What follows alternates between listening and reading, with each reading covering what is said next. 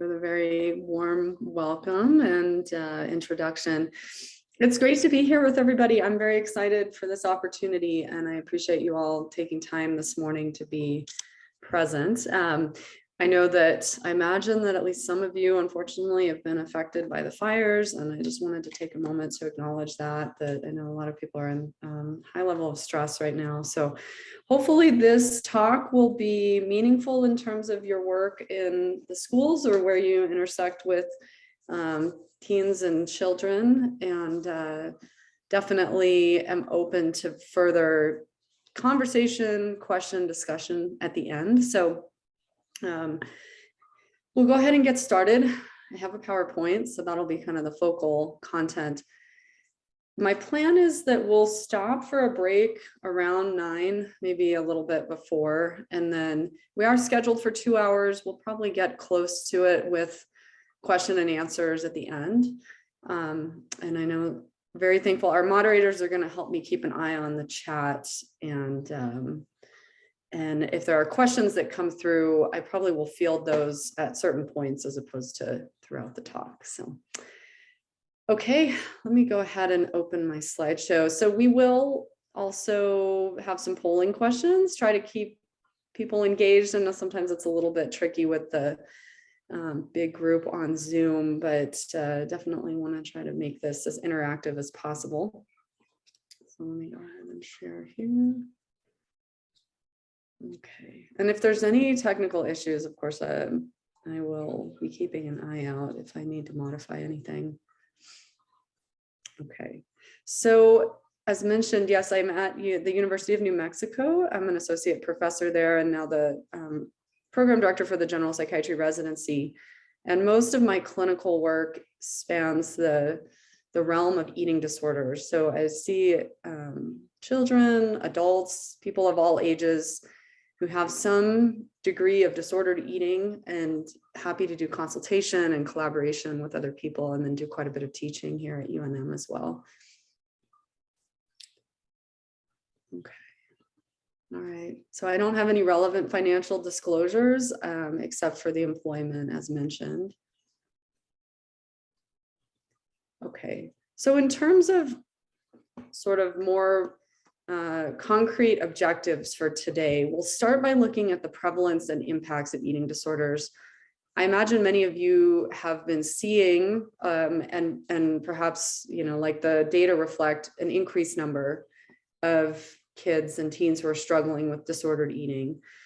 So we'll talk more about the statistics, and then how do we distinguish between what an eating disorder is and disordered eating, like the kind of gray zone, and at what point we become more concerned in terms of a formal diagnosis. And then we'll talk more about some of those criteria that we use diagnostically.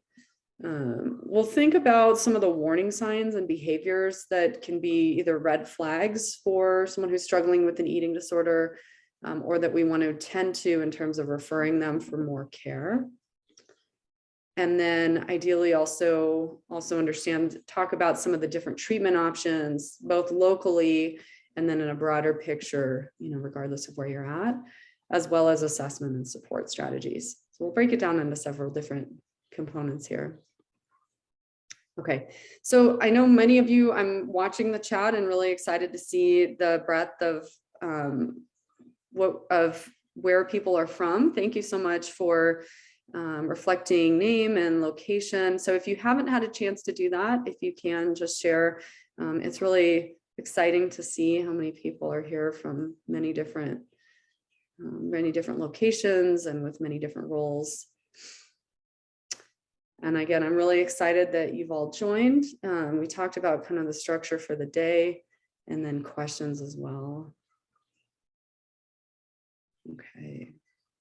And I will also make my contact available at the end. If you all have individual questions, you know, I'll share the slides and these, happy to have these available to you all in terms of resources. If you have further questions or in terms of determining about clinical care or possible consultation for kids that you might be working with, I'm really happy to field those too. So. Thank you so much, everyone, for chatting here.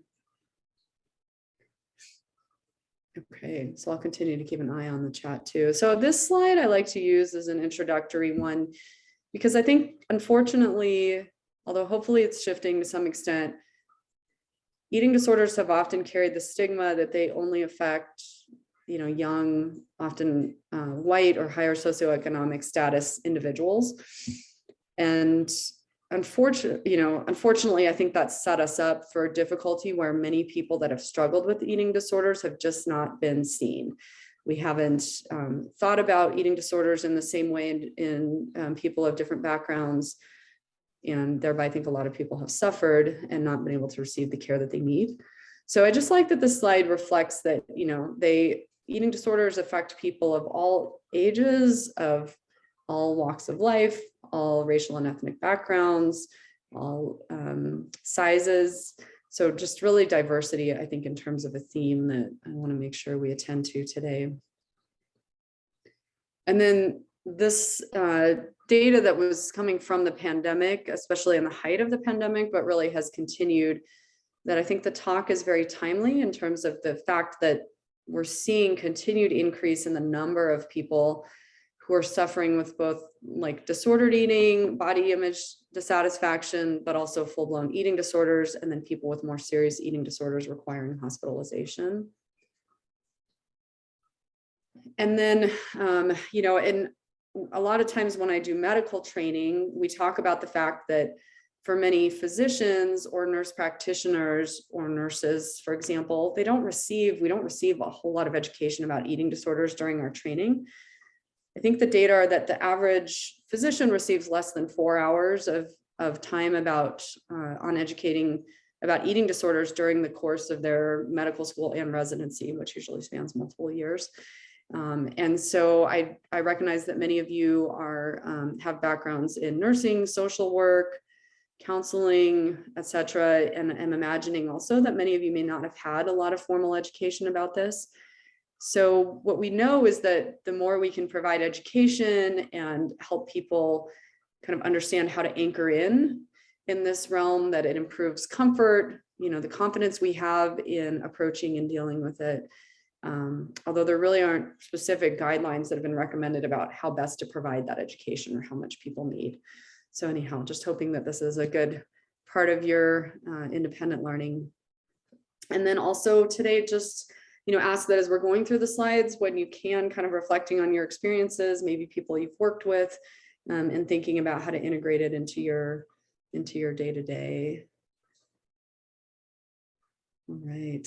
Thank you everyone for the comments. So I just wanted to share some examples. These are, children or adolescents that I've seen recently. And I wanted to share these just in terms of examples of disordered eating or eating disorders, thinking about the fact that they, again, can present very differently. So the first one, being a 7-year-old Black male with autism spectrum disorder, who's been labeled as a picky eater in early parts of his life.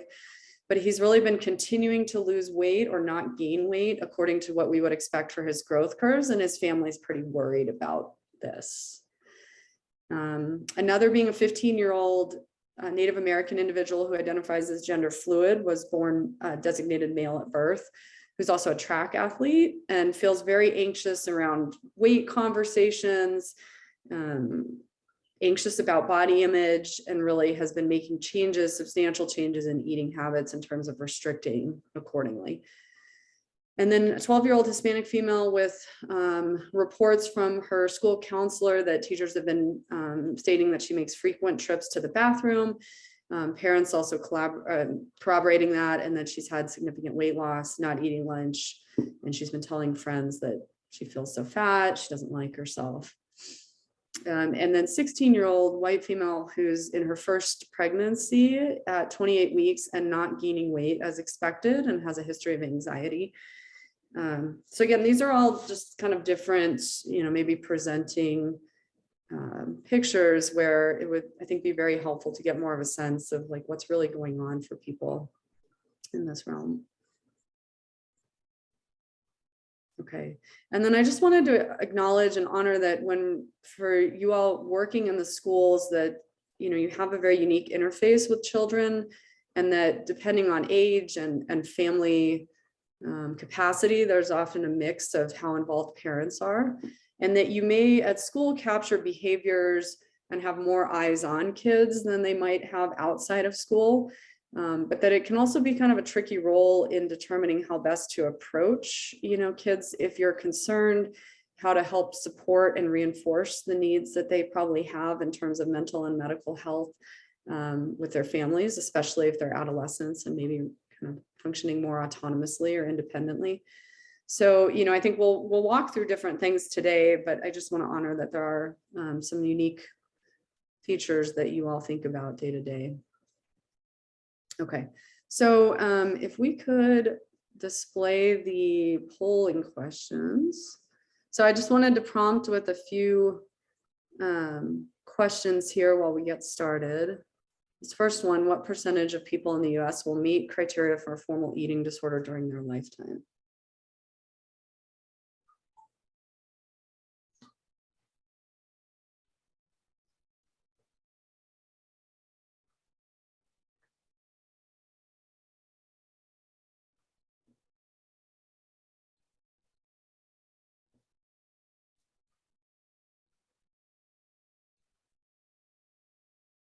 So maybe we'll get to like if we get to 125 to 130, we can go ahead and close it.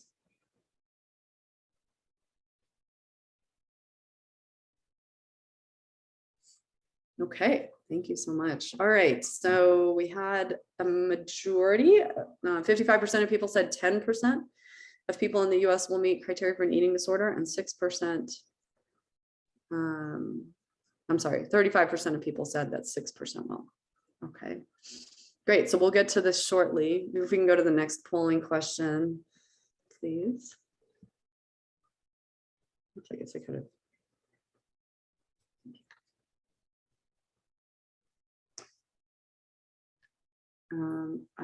Let me know if I might have frozen this accidentally. I don't know if we're able to restart this poll about thank you so much.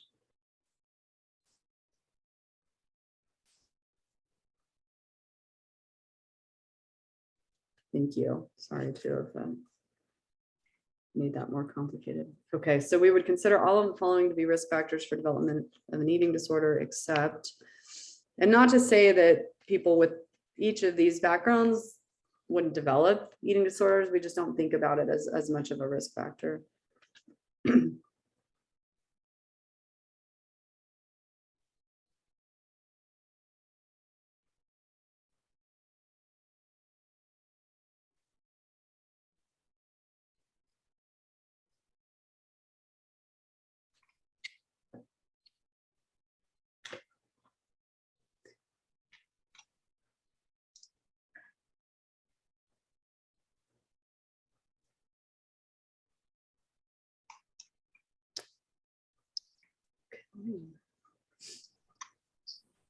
All right, I think we can probably, thank you so much. Okay, so as you can see, kind of a mix, although a majority of people saying intellectual disability is the least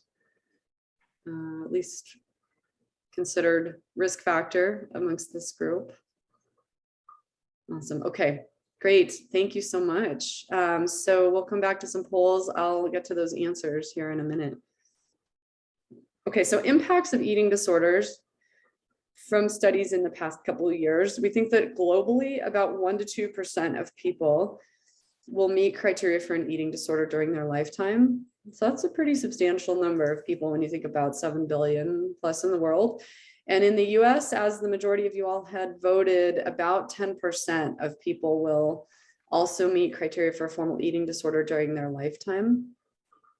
The peak onset is often in adolescence. There's kind of a second curve in middle age. But this is around then 30 million people or so in this formal eating disorder criteria, let alone people struggling with disordered eating or body image dissatisfaction. And some of the recent studies suggesting that around a third to half of adolescent females report significant body image dissatisfaction or some degree of disordered eating. So we know it's pretty profound impacts. When we think about how it impacts an individual, and I'm sure you all can identify from kids that you've worked with, but so having an eating disorder often, disrupts one's well-being in terms of psychological and physical health. So definitely eating disorders can affect people medically and physically in many ways. We'll get to that in a bit, but also psychologically. I think a lot of times people, either experience a lot of distress from what they're going through, or the eating disorder becomes such a focus point and requires so much sort of rigidity and control that it also drives a lot of anxiety and stress for people. It often usually also really impacts their relationships and their family kind of relationship functioning. And then also it has some, alteration in terms of identity formation. So as we see teenagers going through these steps of kind of differentiating from their family and becoming more autonomous individuals, eating disorders often kind of disrupt that experience. And so there's many reasons why I think we want to dedicate more time, more energy to catching and supporting people who are struggling, in part because we know that early intervention and getting people in for care is one of the most important prognostic factors for improving long-term recovery and preventing the persistence of an eating disorder or the experience of relapsing. And really a lot of that is related to, one, if you get people into a state that therapeutically they have more space to work on what is the eating disorder, how is it functioning for them, how can they develop healthier patterns, but also the more that people get into some of these really rigid thought patterns that happen with an eating disorder, the harder it is to change that. And the longer they're in that space, the harder it is to shift. So I think you all have a really important role in helping identify and hopefully channel people into care. So a few more slides here on prevalence. We talked about statistics. Eating disorders actually now second to overdose deaths from opiate use disorder have the highest mortality rate of any mental health disorder. So people often think bipolar, schizophrenia, like something else has a high mortality rate. It's true, they all have higher than the general population, but eating disorders are the highest. And as mentioned at the start, we know they affect people of all ages, races, genders, sexual orientations, right? They are really, in terms of things that people experience, there's wide diversity here. So a few other statistics then, just to carry forward again. So in individuals with anorexia nervosa, they have, in the age group of the kind of late teen, early adults, 10 times the mortality risk for people with anorexia than the general population. And that's related to both medical consequences as well as an elevated suicide rate.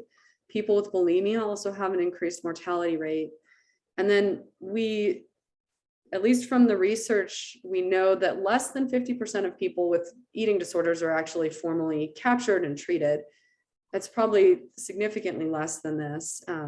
But when you think about kind of the percentage in our population, anorexia is around 1 to 2% of people, usually affects females more than males. And again, I'm using a binary system here of gender identity.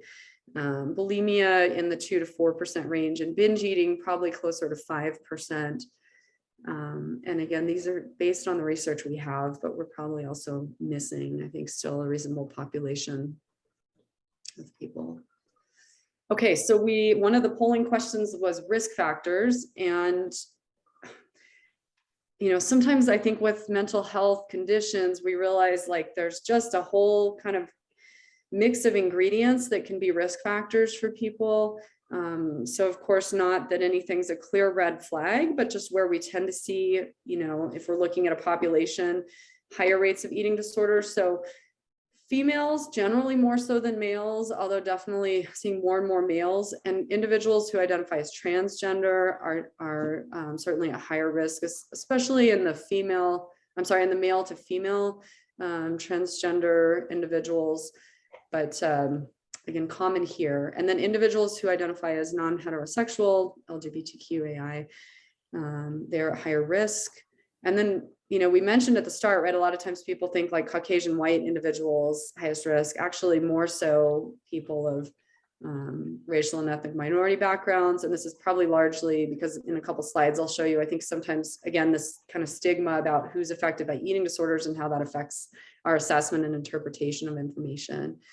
For people who are really in the spotlight, I think this is where sometimes we see in the popular media, right? Like actresses, dancers, athletes sometimes are more apt, but I think definitely a lot of times in high school, you'll see this for people who are in the spotlight.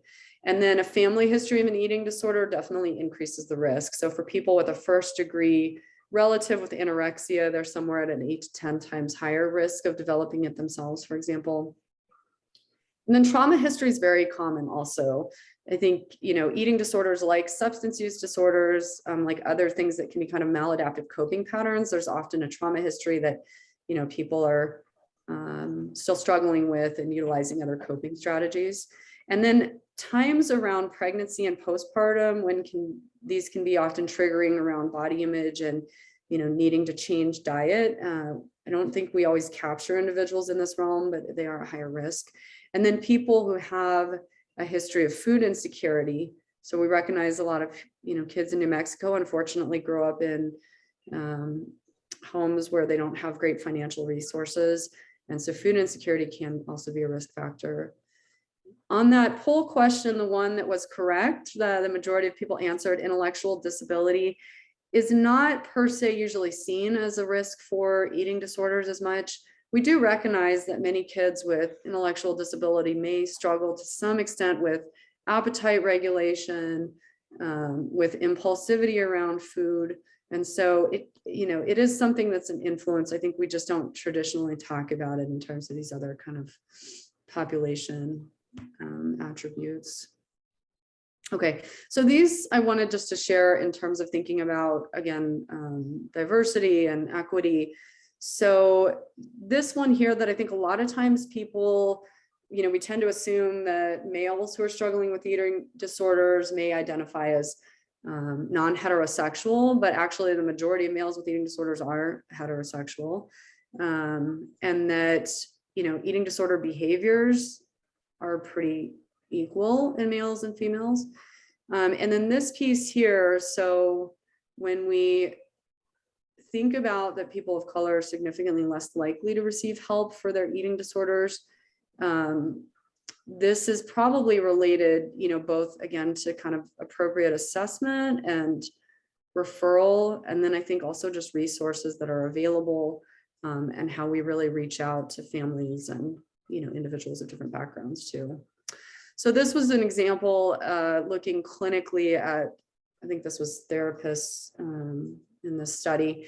So they presented identical case studies that demonstrated disordered eating symptoms in white, Hispanic, and Black women, and they asked the clinician to identify if the eating behavior was problematic. So in the study, in both white women and Hispanic women, they were about the same in terms of the percentage that were identified as problematic, which still is only 40% of the 100% that were struggling. But here, in terms of identifying the Black woman's eating behavior as problematic, was only 17%. So I think, again, research can be very helpful for us in kind of seeing statistics on where we really need to attend to, historical or current deficits in care. So I just like to share that in terms of the content today. Okay, so why do people develop eating disorders? We've talked about some risk factors that make it more likely that they will, but of course not everyone does. And so some of the commonalities that we see are that it's often, as mentioned, a coping mechanism or a form of emotional regulation, and tends to be a means of coping with low self-esteem, of physical insecurities, negative body image. It can provide a sense of control for people. If they feel like so many other things are out of control in their life, they can at least control their eating, and maybe that will give them a sense of positive kind of experience. And then trauma history, as mentioned, again, sort of controlling environment or controlling some part of their life when they've sustained an experience that was out of their control. And also change and transition. So, we think about when people change, you know, when kids go from one school level to another, when they change schools, when they launch into high school, college, that those are all kind of vulnerable periods just in terms of the stress. And again, thinking about coping with those intense feelings in a way that sometimes gives them more sense of control.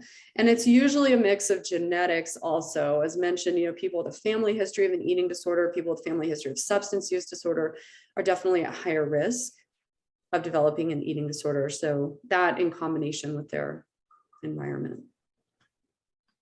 And then also the history of food insecurity. So we know that, you know, even as we talked about intergenerational trauma, we think about what's passed along in families. We think about early life experience of, you know, kind of neglect, deprivation. I mean, all of that affects our genetic expression, but that also can be a setup in terms of people's relationship with food. And sometimes, you know, this anxiety or even experiences that are sort of, you know, not consciously available to people, but when they've been through states that there's been a lot of stress, anxiety around food, that can certainly play out later in their lives.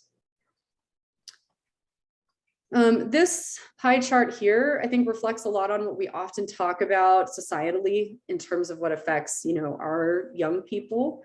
So there's generally this strong social, cultural pressure on weight, on, you know, kind of what weight and body equals in terms of success, in terms of how people see us. And thankfully, I think there are some shifts that are more body positive, you know, which is really good, but of course it's slow in the coming. The focus on dieting, and that we realized for many people with an eating disorder, what started it was a diet. And they were going on a diet because they wanted to follow their family, they wanted to lose weight, they kind of wanted to follow whatever trend of getting healthy. And then for people that are vulnerable to it, the diet kind of spirals into something they're not as in control of. We talked about kind of the genetic predisposition, vulnerable personality. It's not as common you see someone with an eating disorder who has externalizing behaviors, someone who's like kind of in the oppositional defiant or conduct disorder realm of taking things out towards other people. That's not as much what you see with eating disorders. Most people with eating disorders tend to be more internalizing, right? They hold their feelings in, they tend to take things out on themselves. And that's often the kind of mix there. And then again, having some sort of trauma, life change, whatever, that can often be the trigger. These are just different pieces here. This graphic, I think, is really significant in terms of the data that we see of how many children worry about this concept of being fat, who want to lose weight, who have negative body image, who are teased by others, want to change their bodies. And I mean, I'm sure you all see this day in and day out, like, and, you know, for those of you that are parents or have young ones in your family, unfortunately, it's just kind of where a lot of kids get to. And so I think this is certainly makes people more vulnerable. And then social media. So we know there are some positives to social media, but also definitely some concerns. And one is that there are, you know, I think a lot of kind of themes on social media sites that are sort of pro eating disorder or, you know, unhealthiness. I think it's great. Again, there's more trends towards body positive and healthier things too here. So I do think there's ways we can channel social media to be more effective, but we know it can be certainly a negative influence. And this is one of the reasons why we think perhaps, in addition to other things, why during the pandemic we saw an increase in eating disorders is we know we had a lot of kids and teens spending more time online and kind of, you know, influenced by this virtual world rather than by kind of real people around them. And then just to share here in terms of like genetic roots, there is a lot of research being done looking at the specific genes. A lot of the genes involve neurotransmitters that we think in mental health, like serotonin, some of the brain-related growth factors that help in terms of like positive neuronal growth and stuff. So it's very interesting and more research coming out.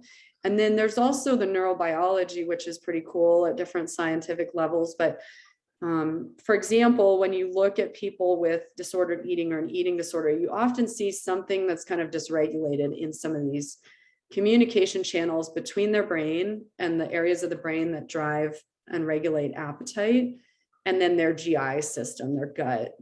So we know, for example, right, there's this communication between our gut and our brain constantly. Am I full? Am I hungry? Do I need to eat? You know, and so, for example, when you look at people who have anorexia, they often receive decreased reward. They kind of have less dopaminergic response to food than, you know, someone without anorexia, and they have a higher capacity to inhibit their drive to eat. So that all makes sense. Whether that's like chicken or the egg, you know, whether that develops because of the eating disorder or it predisposed it, I'm still working on. And then for people with bulimia, where they're binging and purging, there's often some dysregulation in these drives too.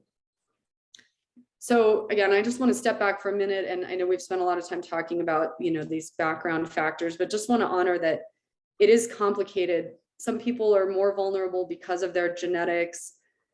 Environment plays a big role. You know, I think there is a lot to be said about societally and culturally, kind of the space that people live in terms of how they feel about themselves. And yeah, so, you know, we take that all into account when we try to figure out how to help people too. And then we've mentioned, you know, the low rates of care that, you know, a lot of people with eating disorders don't receive care. And so why is that? So just to spend a couple of minutes thinking, I mean, I would say with a lot of people I work with, there's often a high degree of shame or stigma about having an eating disorder. And so people don't want to bring it up. You know, they may be willing to talk about depression, anxiety, medical issues that they're having, but like talking about an eating disorder sometimes is very core, connected with shame, and it can be hard for them to get to.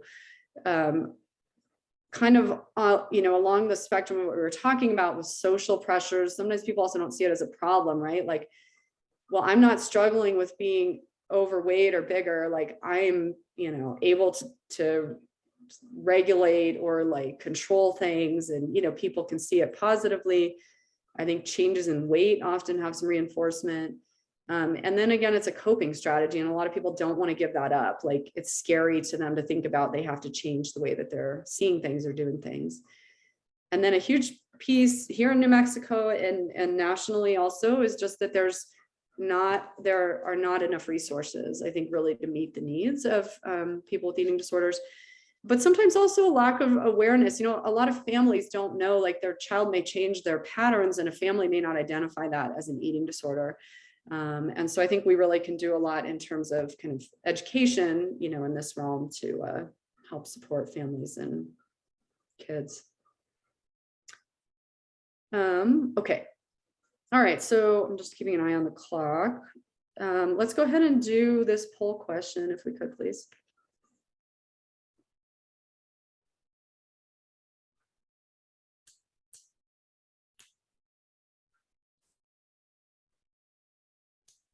Sorry, so I know this one's maybe a little tricky. So the question here is, amongst these, which is a feature that we use when we're kind of clinically evaluating if someone's struggling with an eating disorder, a formal eating disorder versus disordered eating, meaning like which of these is kind of a primary, do we really attend to in thinking about, is this an eating disorder versus something that you could see in both, I guess, and it wouldn't necessarily be, you know, one of the sole determinants. And sorry, sometimes when I see these afterwards, I'm like, oh, I could have written that a little differently, but hopefully at least gets the point through.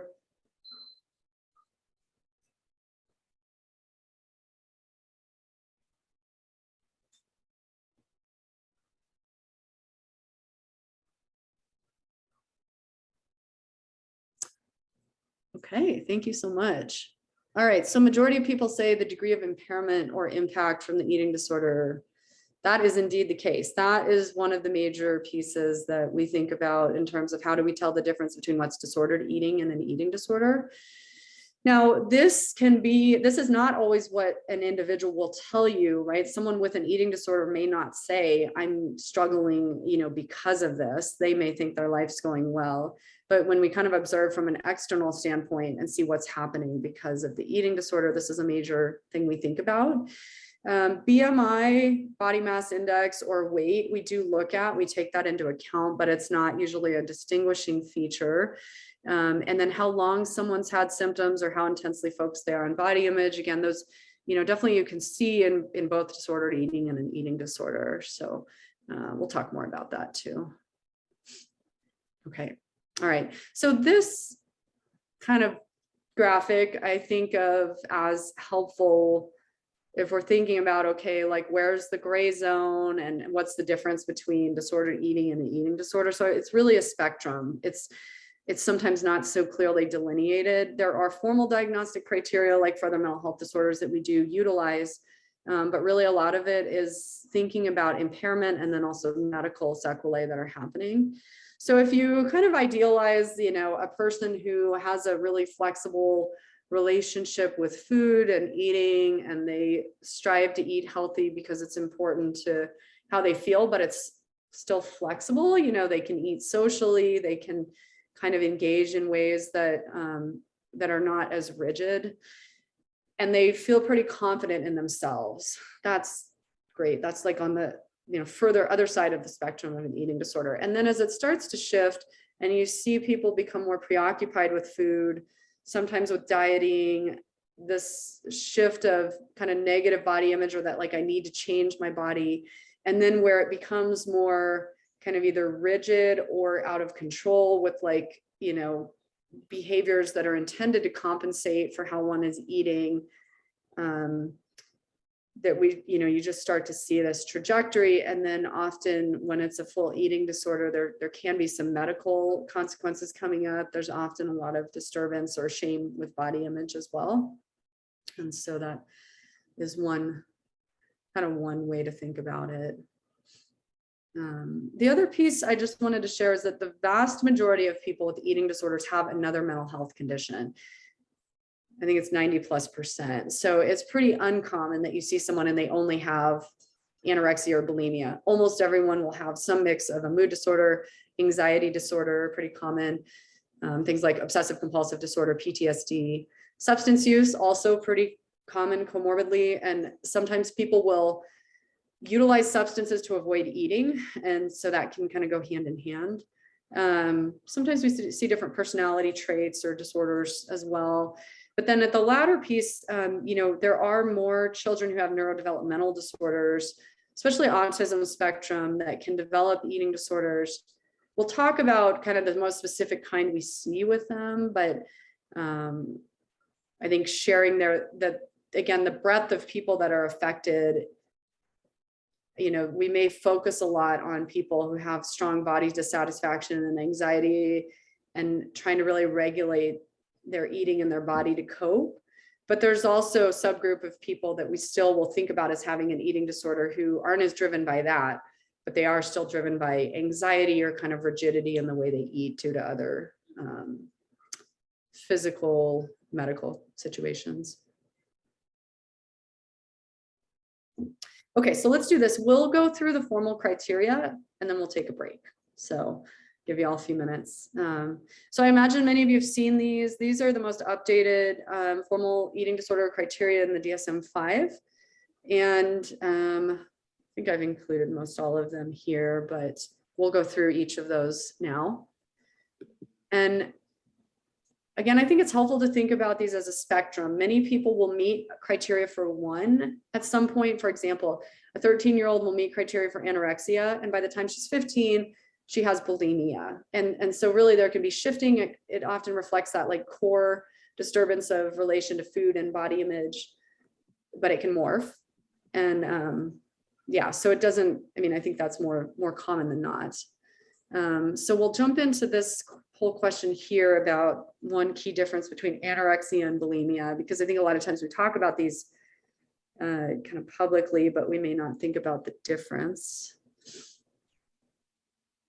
So if we have this question available.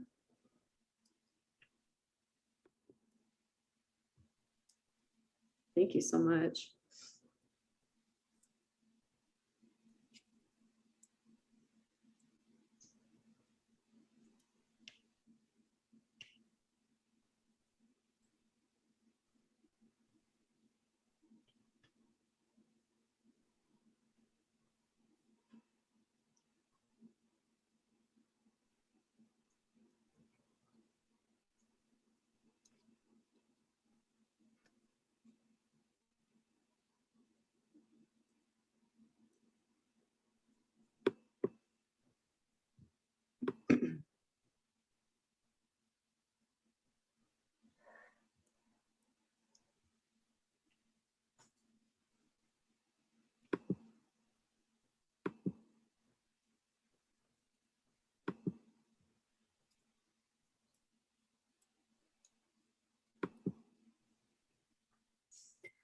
Okay, all right, thank you so much. So the majority of people say anorexia is more restricting behaviors and bulimia, binging and purging. Few in the other groups. Okay, so we're going to talk about this. It's actually not the first one. Actually, the correct body answer is low body weight is the distinguishing feature. So this one, I think sometimes is, you know, it's more specific criteria, but we'll just, yeah, kind of reflect a little bit more on the diagnoses here. Okay, so anorexia. So, and I've tried to capture some pictures historically of people with eating disorders through some of the medical literature. So people with anorexia will restrict their intake such that they are at a significantly low body weight. They often, or they also have a distorted body image, you know, where they generally see themselves as much bigger than they are, and their self-worth is correlated with their appearance. So very common that, you know, you have someone who is either eating very little, or they can be binging and purging as well. The difference here is that really, and someone with anorexia will carry that diagnosis if they're at significantly low body weight for themselves. So that's kind of the new distinguishing component there. Probably more people with anorexia restrict and don't binge and purge, but there's still a fair number who do. And so the severity of anorexia, we determine, we use the body mass index. So for example, someone with a BMI of 17 is considered to have mild anorexia, and, you know, 12 or 13 more severe. So in terms of what we look for, and again, thinking about, you know, students you're working with, so often people with anorexia will look thin, or they'll have pretty significant weight loss, but they may wear a lot of baggy clothes. They may attempt to hide that they've had weight changes. And so sometimes it's harder to appreciate. And I think especially virtually, you know, when you're not, I mean, most of y'all are back in person, but I think virtually some of the challenge with the pandemic is people weren't really seeing each other, and it was hard to tell as much. Most people with anorexia also will engage in some avoidance of meals or food. You know, they may not do social events. They may kind of avoid eating in front of others. Sometimes you'll hear that, like, people will see them throwing away their lunches or other things at food. Throwing away their lunches or other food at school away. And often a pattern of excessive exercise. And then you'll start seeing physical changes that reflect the starvation, in terms of often they start feeling cold a lot.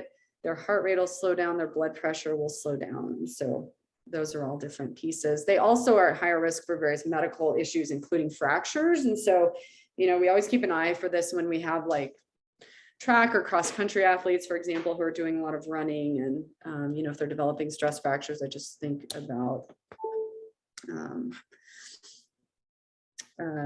that. So yeah, so I'll just take this one briefly. So in terms of BMI, so technically, just sort of like from a psychiatry stance, if someone is at a higher body weight and they're displaying behaviors of anorexia, but they're still at a normal or high weight for themselves, we would not call that clearly anorexia nervosa. We would either label that as atypical anorexia or an unspecified feeding and eating disorder. So no, a lot of this is sort of semantics according to the diagnostic manual.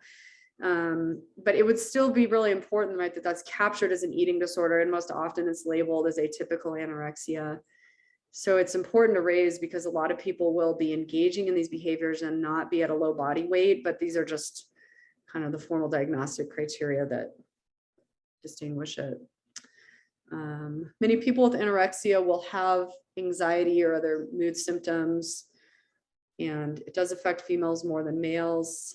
Anorexia itself has the highest mortality rate of any mental health condition beyond opiate use.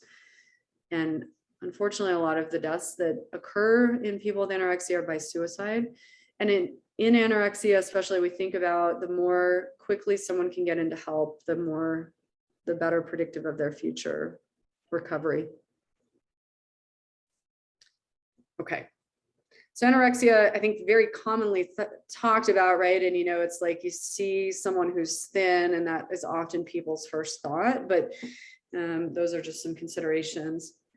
So this is a newer eating disorder. And I wasn't going to focus too much on it, but I just want to raise it in terms of awareness. So this was added to the newer diagnostic manual, and this was really intended to help capture people that are struggling with nutrition and meeting their dietary needs and having nutritional deficiencies or weight issues accordingly. But it's not due to the kind of intensity of body image, drive to control weight, some of that. So it's called avoidant restrictive food intake disorder, or ARFID. This is an easier way to say it. And again, defined by a low nutritional intake that leads to either nutritional deficiencies or poor weight gain. So we mentioned at the start, this 7-year-old young boy who has autism spectrum struggling to gain weight. This is kind of the picture we're looking at. So they don't engage in compensatory behaviors. They're not purging. They're not kind of trying to manipulate otherwise in terms of food intake. They're just not getting in enough. And it often happens because of sensory issues or because of anxiety about food. Sometimes you'll see people who have some related food trauma, or they choked or something happened, and then they become intensely avoidant and anxious about eating. But we do see this a lot in kids with sensory integration issues or autism spectrum. And so the benefit, I would say, of this diagnosis is it can help kids get more specialty help in terms of dietitian and sometimes PTOT that can help them with this. But we don't always approach it quite the same way as we do some of the other eating disorders. Okay, so we talked about those, and then let's do this poll question about what a binge is, because we'll talk about binging in the next couple sections here.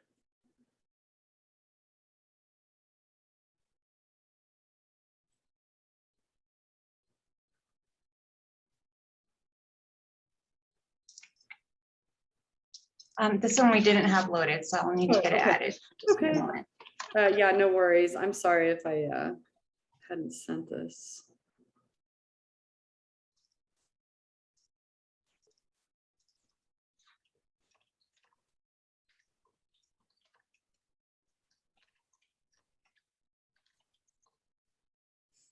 And if, yeah, we can also just run through if it's easier.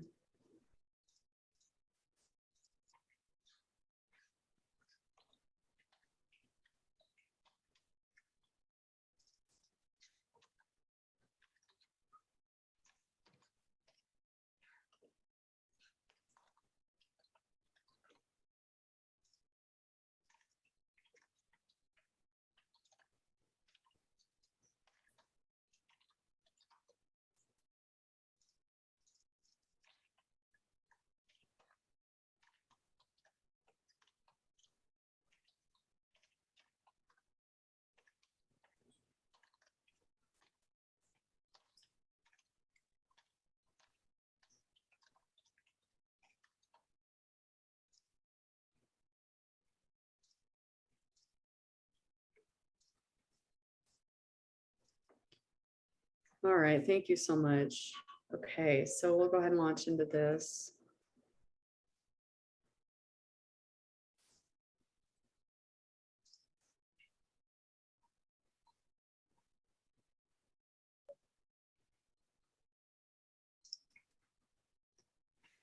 Yeah, so definition of a binge, I think a lot of times we talk about what people binging, but we may not always really think about what it means clearly. So I appreciate people. Thanks, everybody. Cool. Okay, so kind of split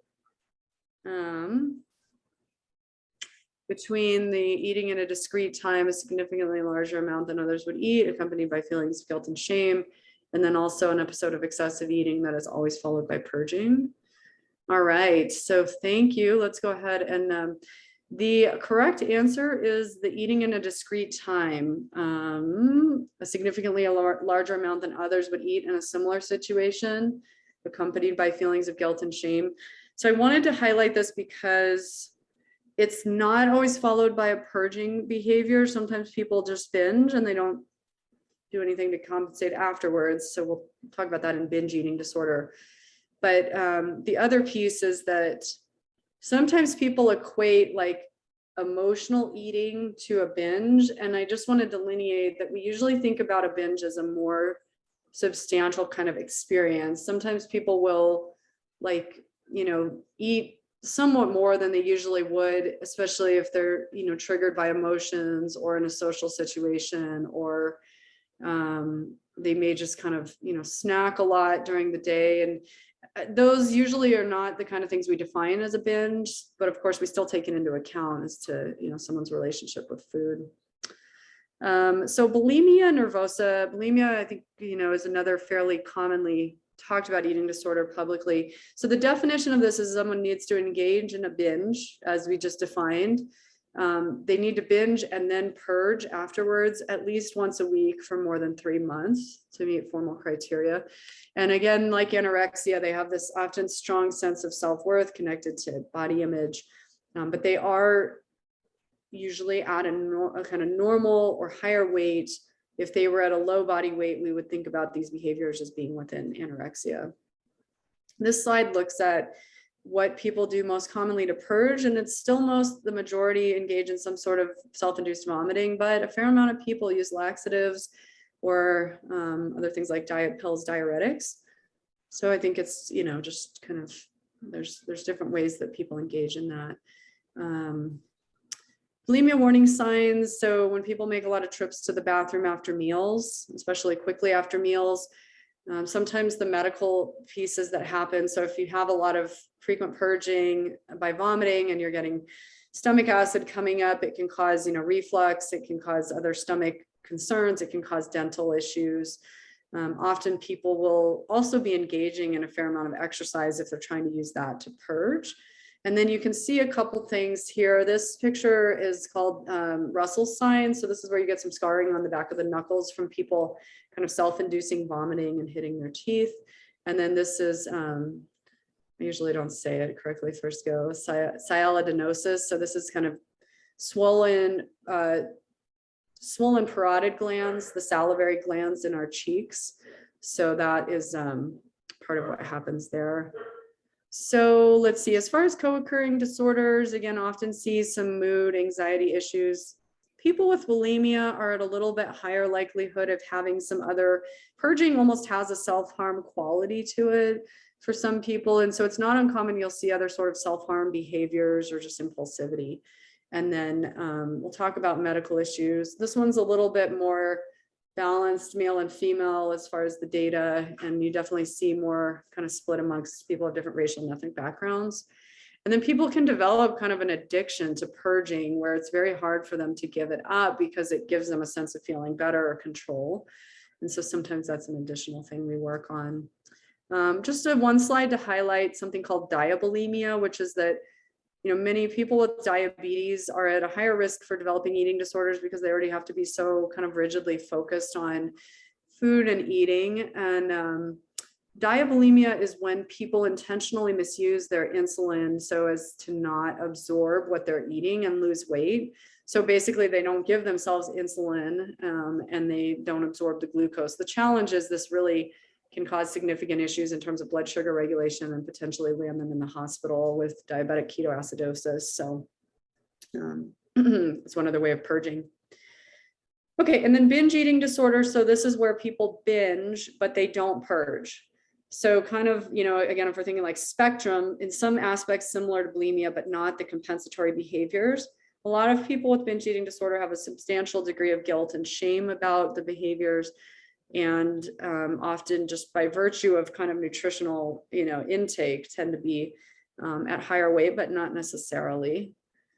Many people may isolate around meals. Sometimes, families will observe that large amounts of food are disappearing. You'll start seeing some medical issues sometimes if there's weight changes. And then, many people that are sent for like weight loss surgery or other medical interventions due to medically defined obesity may actually be suffering with binge eating disorder and unfortunately just not seen. So let's see, again, common to see mental health conditions as well. Sometimes a higher comorbidity of ADHD with binge eating disorder. I think sometimes there's sort of an overlap of impulsivity that you can see in ADHD and also around like the binges. Medical issues tend to be often around kind of weight-related concerns. Binge eating disorder is more common in people of color and more equally gender distributed. And again, I think we miss a lot of people who have binge eating disorder because we sort of capture them as like an overweight obesity thing, and we're not always looking at behaviors. And then finally, just to honor that there are many people who have some degree of a feeding or eating disorder where they're, really struggling in terms of like impairment from it, as we mentioned, but they may just not meet formal criteria in terms of numbers, time, all those things we mentioned earlier.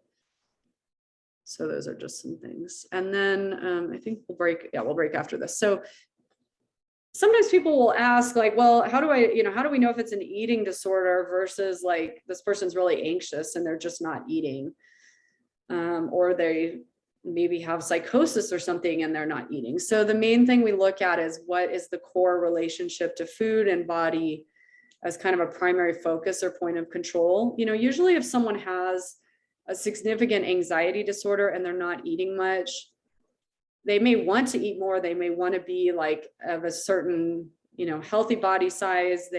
When they're not as anxious, their eating is better.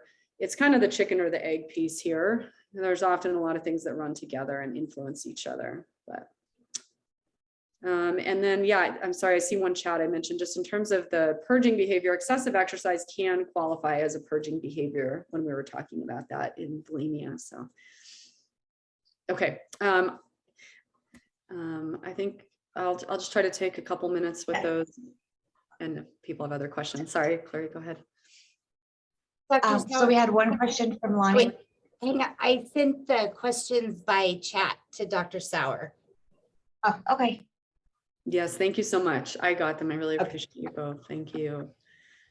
So Lonnie asked why formal eating disorders increased during COVID, and I think that's a really good question. Probably a mix, at least of what we understand, of increased stress. A lot of people feeling less control over their lives in terms of anxiety, fear, and some of the restrictions. And that, as mentioned, a lot of times eating disorders kind of as a coping mechanism were one strategy that was easier for a lot of people to reach in the midst of not having a lot of other resources during COVID.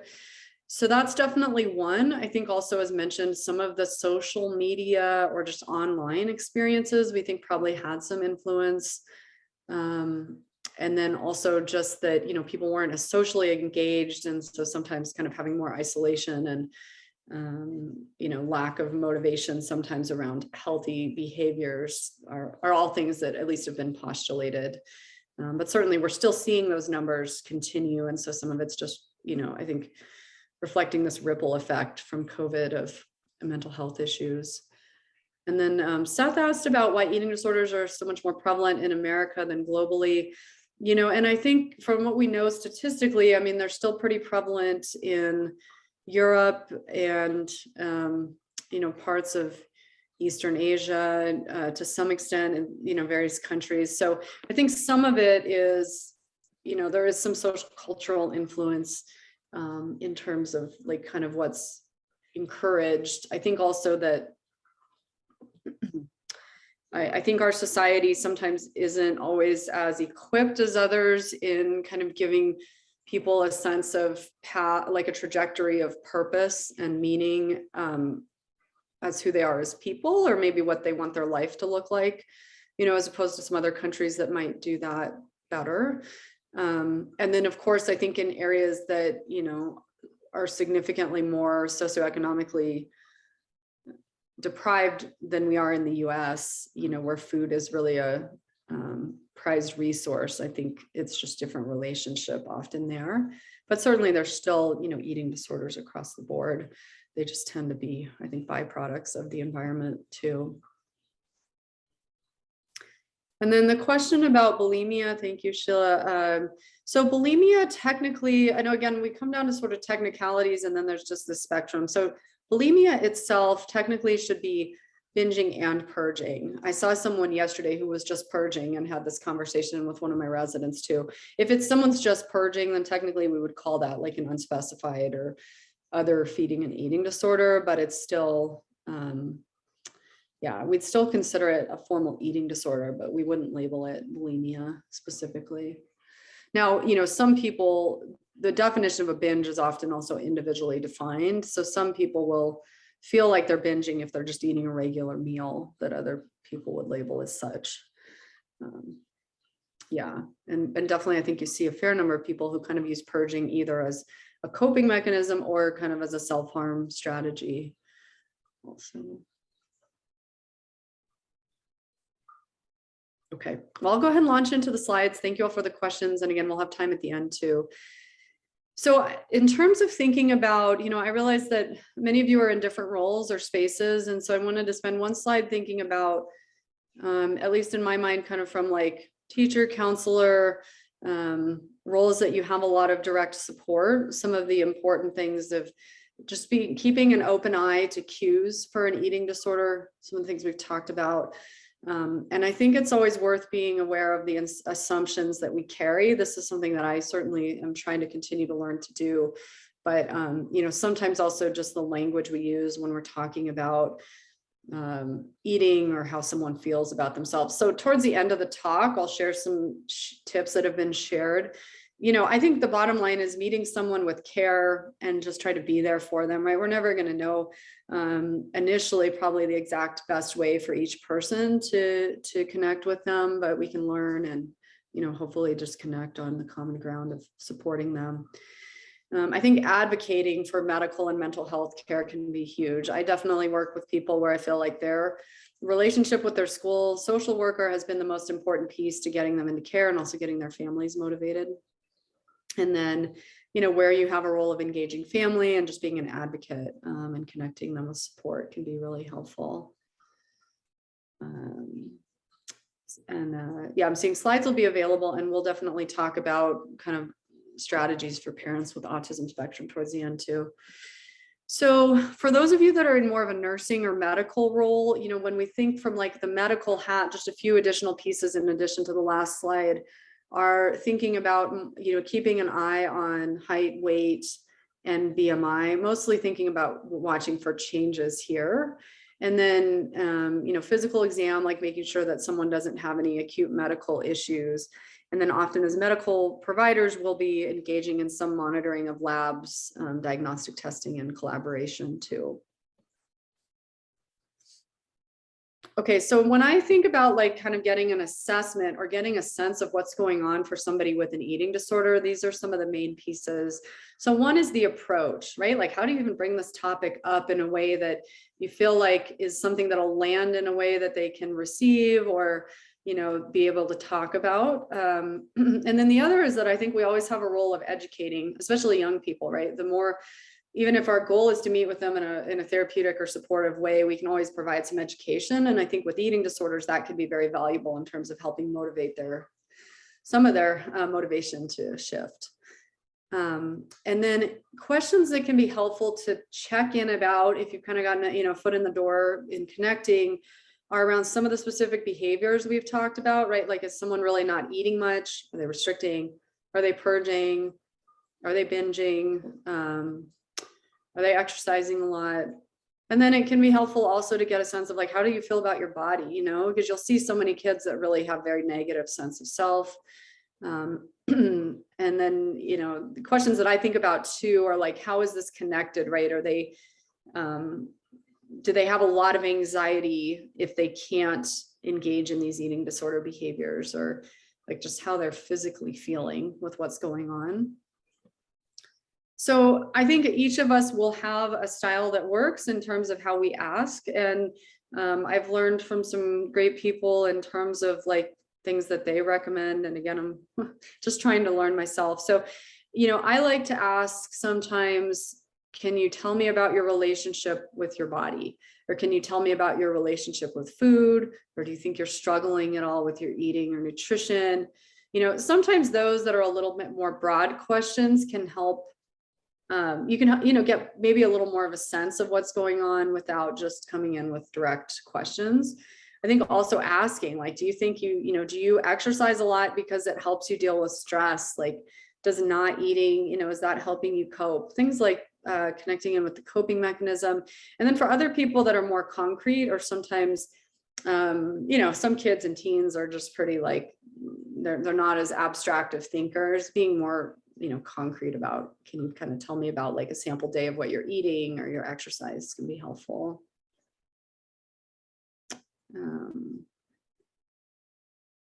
Yeah, so, and then I think the question here, about questioning when there's information coming from a third party, we get this a lot, and I think it's a really good question. So I think it's, nice just to be able to kind of come in and say, look, I just wanted to check in with you. I'm concerned about you, maybe I've heard from people that are concerned about you, can you tell me how you think you're doing? Like, I think sort of a general approach. And if you're, many teens are probably not going to answer to that in a way that's super productive. Some might, but I think you can also, either be direct about it in terms of like, hey, I'm hearing that, some people are worried about your eating, about your exercise, worried about an eating disorder. But I like to frame it in those situations where it's kind of also the education, like whether it's, we're seeing so many people, so many teens who are really struggling with eating disorders, or we know that like, if someone is having a lot of stress in their life or they don't feel good about themselves, that a lot of times they change their eating, right? Like, I think sometimes where you can frame it in a way that's a little bit normalizing and maybe give them a little space where it's not as much like, hey, we're hearing negative things about you and something's wrong, like tell us about it. I think that can help, at least in my experience. But, there are people with eating disorders, as mentioned, that don't have great insight, or they don't want to change. And so they may not disclose a lot initially. And I think just kind of planting seeds and letting them know you're going to continue to check in, or, if you're concerned or someone else is concerned about them medically, right, that like, we're going to need to make sure that you're seeing a doctor, and just, someone's kind of making sure that you're okay. There's sometimes some differences in terms of how sick they are and how much you need to push, versus hopefully just kind of be there for when they're more ready to talk. So those are a few thoughts. Yeah, so these are additional assessment questions, right? And in addition to like connecting and getting some more content about their eating, we want to think about other pieces that we do with other mental health conditions. So one is safety and stability. How physically stable, medically stable are they? And I realize, like, if you're in a counselor position, you may not know that, but we can definitely talk about some things to think about. And then psychologically, or in terms of, self-harm, suicide, right? Like, always thinking about that here too. And I think it's helpful to get a sense of insight. Like, some kids have really good insight about what's going on. They might struggle to change, they may not be super motivated, or they might be really scared about changing, but they have insight. And some just like will not acknowledge it, and maybe they have insight and they're just not there. Or, with anorexia, for example, some people really stay in the zone that their insight is pretty poor compared to what other people see for them. Collateral, as mentioned, when appropriate, I think can be very helpful to get. And then understanding what their support structures look like, and also, as feasible, right, sort of an individual or family or cultural beliefs about food and body, because we realize like where someone's at and what they might want to change or not can be rooted in all of those pieces. So let's see, this was, I was kind of channeling similar thoughts as Monique. So a couple things that I would suggest are, I think with an eating disorder, sometimes it's worth being careful about kind of promising confidentiality. I know we do with a lot of things in mental health, especially at certain ages, but realistically, if someone has an eating disorder and medically they're struggling, like that would be a situation that we'd be worried enough about their well-being or safety that we'd break confidentiality, I think. So that's one piece, I think, also just to keep in mind. And I think you want to just kind of follow your gut in terms of like building rapport and keeping them connected versus how much you push on this and like kind of, need to get them into more services.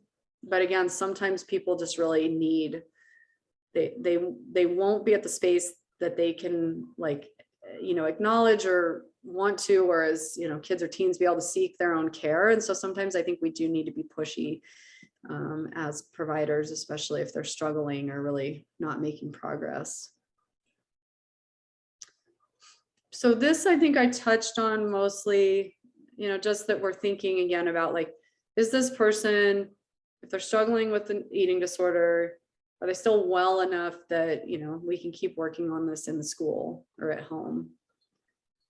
This hopefully, this, I think maybe for those of you with a medical background might be a little bit anchored in one way, but in general, just to share for everybody here.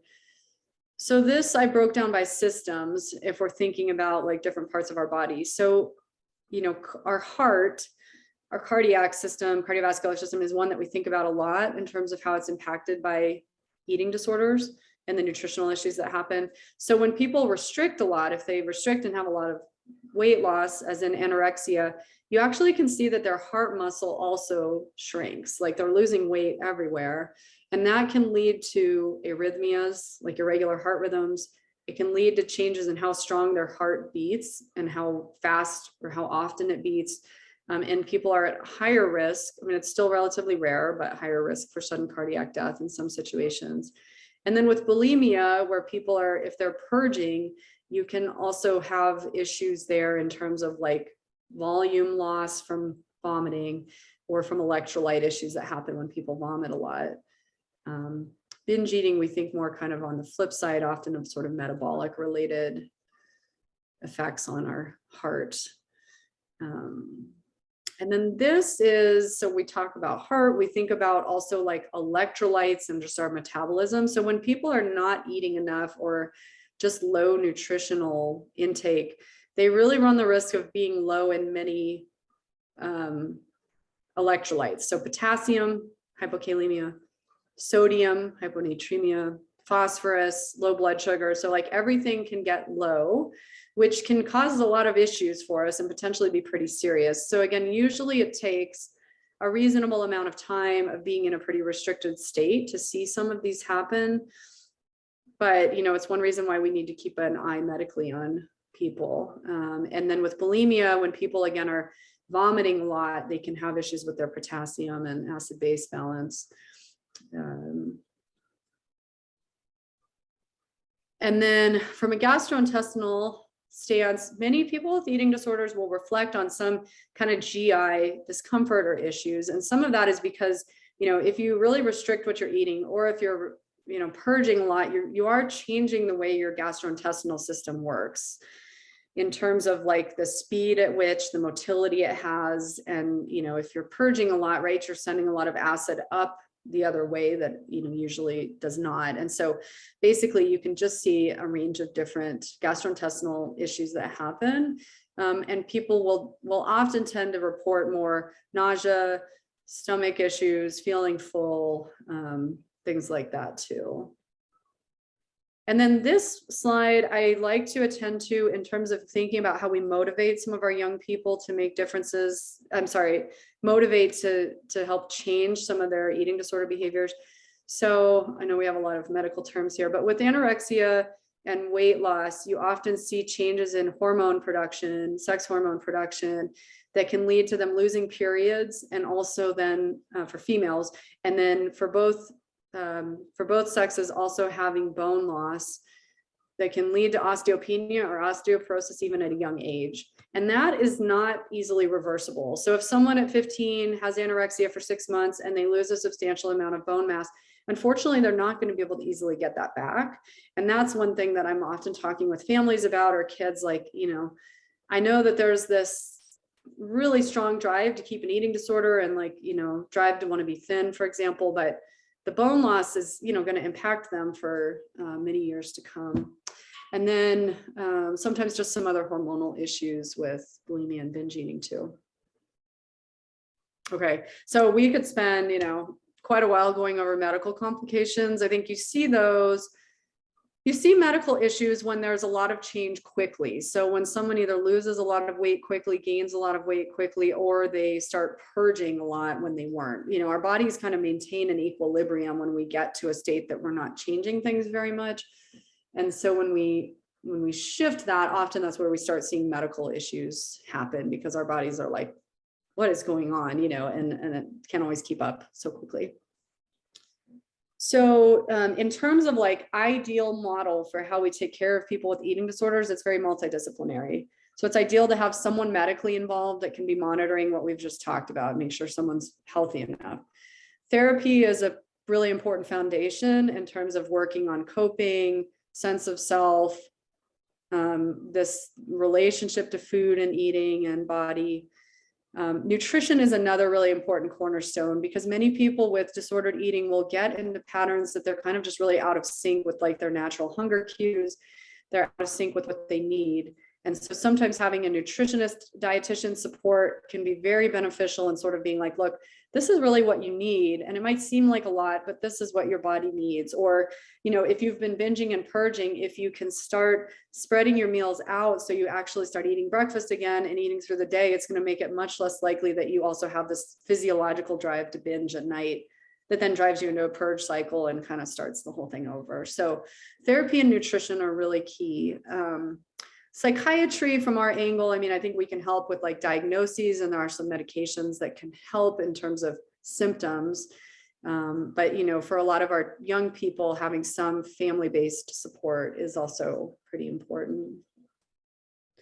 So I won't go too far into depth because I know this is a little repetitive, but again, from a medical angle, you know, having someone that's just keeping an eye on their basic health in terms of vitals, physical symptoms, etc., is important.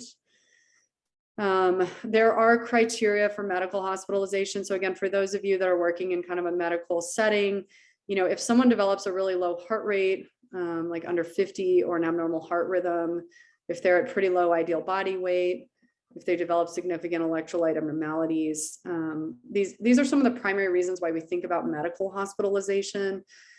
And yeah, again, we could go more in depth. But so for some people with an eating disorder, they really need to be medically hospitalized to stabilize, to be, you know, medically well enough to continue care. This is a, you know, a very small subset of people, right? So the vast majority of people that you're seeing in schools probably aren't going to be at this level, but sometimes they can get there, you know? And so I think, again, we need to just sort of have the breadth of appreciation of kind of well versus not so well. In terms of therapy that can be helpful, so if we had resources in New Mexico that we had a lot of people with experience in, you know, training and working with eating disorders, that would be amazing. And it'd be like, okay, first line is refer somebody to an eating disorder therapist. The challenges were really backed up. You know, some of the people I know in our community in Albuquerque that work with people with eating disorders are full. We have our eating disorder treatment center here in town is a great resource that has also, you know, more intensive outpatient care, but again, pretty long wait list for outpatient therapy. So I think any type of therapy that gives space to work on emotions, coping, you know, that's at least something and pretty valuable at that. There's evidence to support cognitive behavioral therapy, family-based therapy, and then dialectical behavioral therapy, or kind of the, you know, mindfulness, stress-based approach with eating disorders. But really, people often respond to a whole lot of different types of therapy kind of based on what's really going on for them and what they connect with. We talked about nutrition. So I think it's helpful when a dietitian has some experience with eating disorders, but again, they can help in determining like what's realistic in terms of what someone needs. They can help with monitoring what they're actually getting and kind of coaching them and helping them restore to a more appropriate type of eating. And then medications. So just to share, I talk a lot with people about this. Many people with eating disorders will develop like or experience more depressive symptoms. And part of that is that if you're not getting in adequate nutrition, you're not getting in enough of the precursor to serotonin, which is the chemical we think about for mood and anxiety. And so honestly, if people are not getting in good enough nutrition, they're not going to make chemicals as easily that help with their mood. The medications we use won't work quite as well here.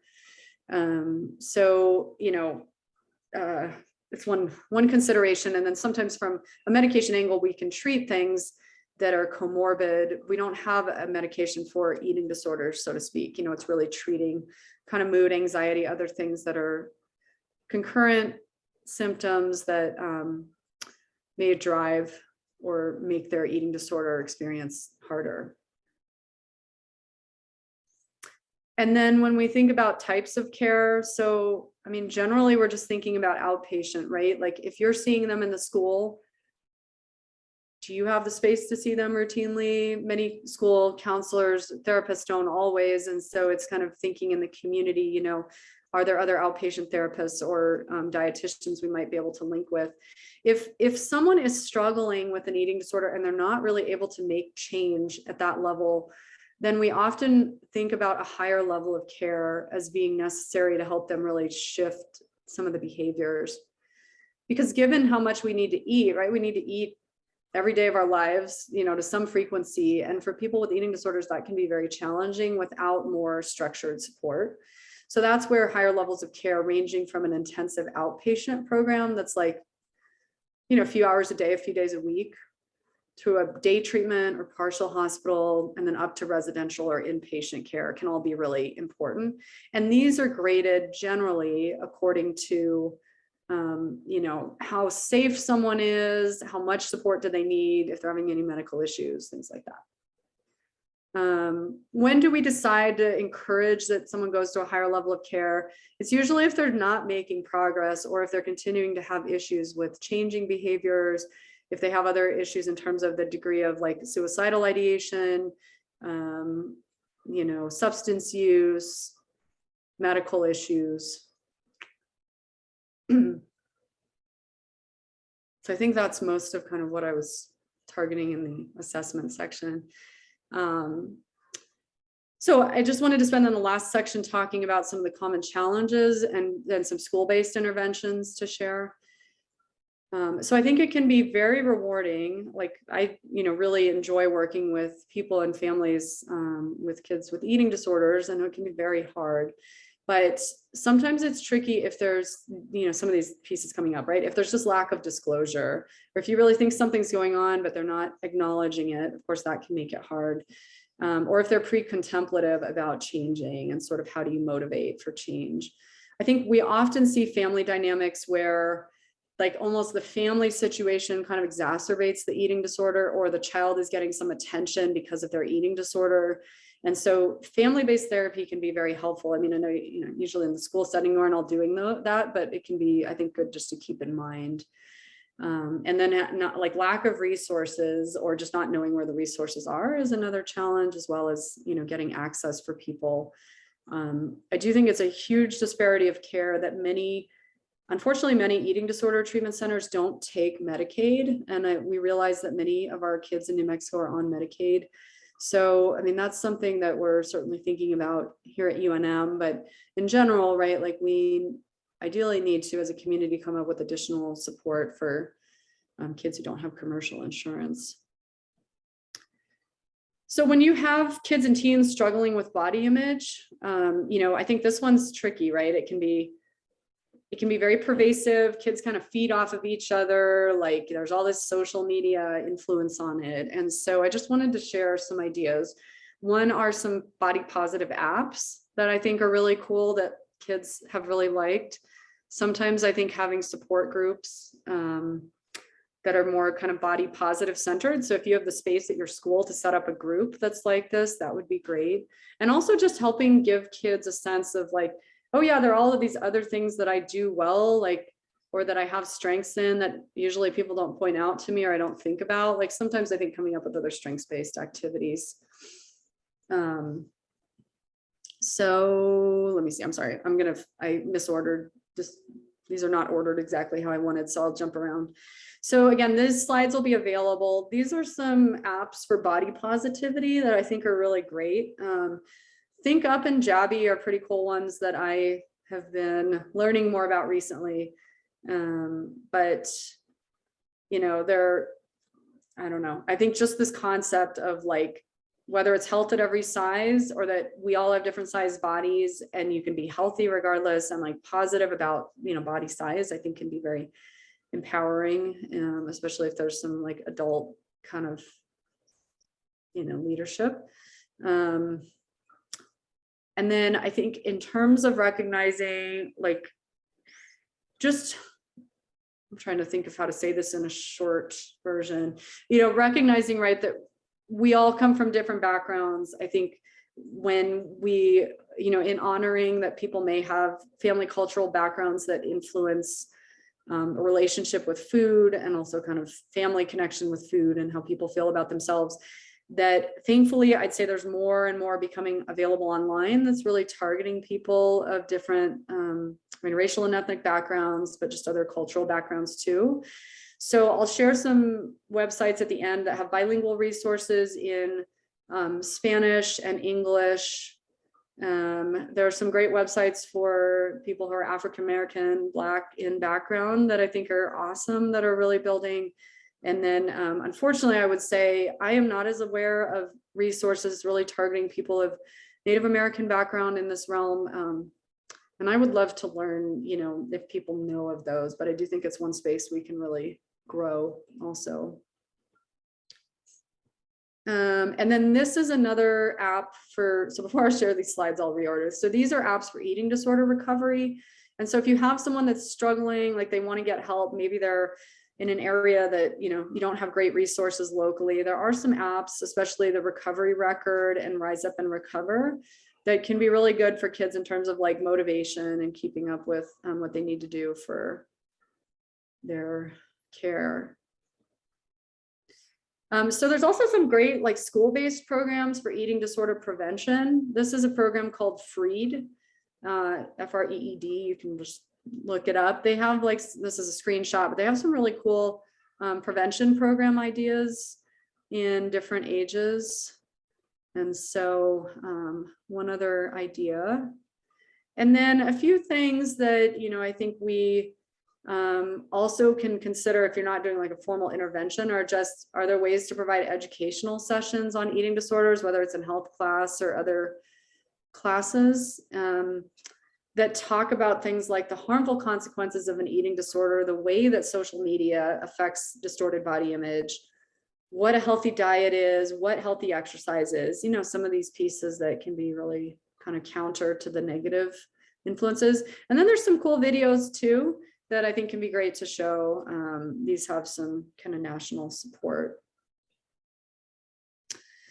And then this is taken from UCLA. They have a nice guide for teachers and working with kids with eating disorders. So this again touches on an earlier topic, thinking about like, you know, that when we're working with students, if we're concerned, it's helpful just to kind of have the general rapport and not feel like we need to rush to the eating disorder directly, but it is worth bringing up if they're not and you're worried. I think this should say that, you know, instead of focusing on like weight or food, helping focus on their feelings, right? They may not be as in touch with their feelings, but you kind of helping lead to some of what's going on for them can be helpful.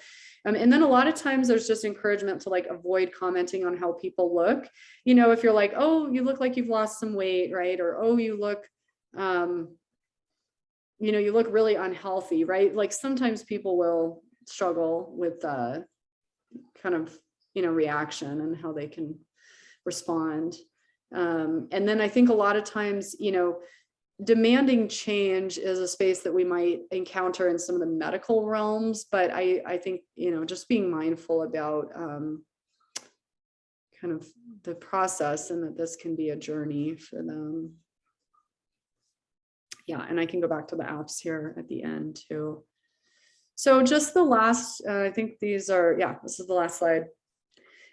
So a few pearls I just want to take away. One is that, you know, I think again, when you have kids with eating disorders, the sooner you can get them into help, the better. Anorexia, especially for people that have anorexia, if they get help within the first 3 to 6 months, they're much more likely to have good sustained recovery. For people that don't, there's about a 30% chance, or about 30% of people with ongoing anorexia from a young age will not ever make a good recovery. And about 30% will continue to just struggle, like kind of relapse and remit. So I think early intervention is important. Body image can be really hard to treat.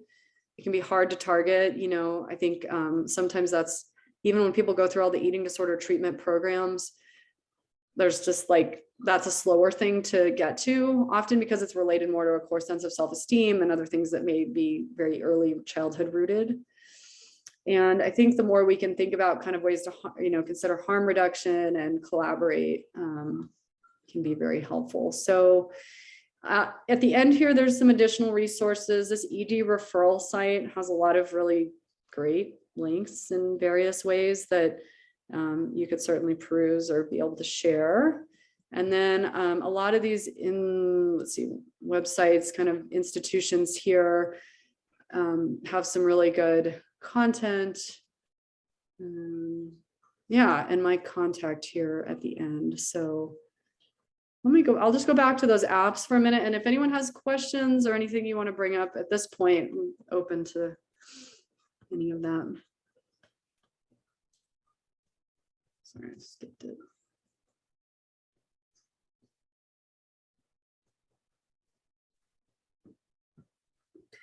Yes, let's see. I think Cece raised Yeah, their hand. I just, because you were sharing a lot of apps and websites and all that kind of stuff, I was wondering, and I see people ask, I don't know if that answer was, that question was answered.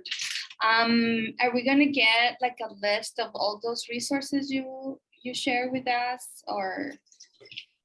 Yeah, and I can ask Clary, and you know, I'll share my slides definitely, and then I'm happy to, if it would be helpful to put some of these in like a Word document, I can also do that so it's more direct. Well, you shared the slides, I guess I can, well, I'm speaking for myself, I can figure out where the apps are. But thank you. Yeah, definitely. Sure, no problem. Thank you. Any other? Let's see, Jesus has a question. Eating disorders different amongst ethnic groups. So it's a great question. And I think honestly, there's a lot more research that needs to be done. Binge eating disorder is more common in, I mean, at least as in people of color than it is in white people. There are high rates of binge eating disorder in people of Hispanic background, Latinx, Native American. And so definitely in New Mexico, you know, those are some pieces to think about. I think anorexia, I don't know, traditionally anorexia has been seen as affecting Caucasian white individuals more, but still definitely, you know, affects people of all ethnic backgrounds. And then bulimia, I think, is in ways more of kind of I think you see pretty evenly distributed. So, but again, I mean, I just want to be mindful that the ways that they're surveying these, I don't know if there's some bias there.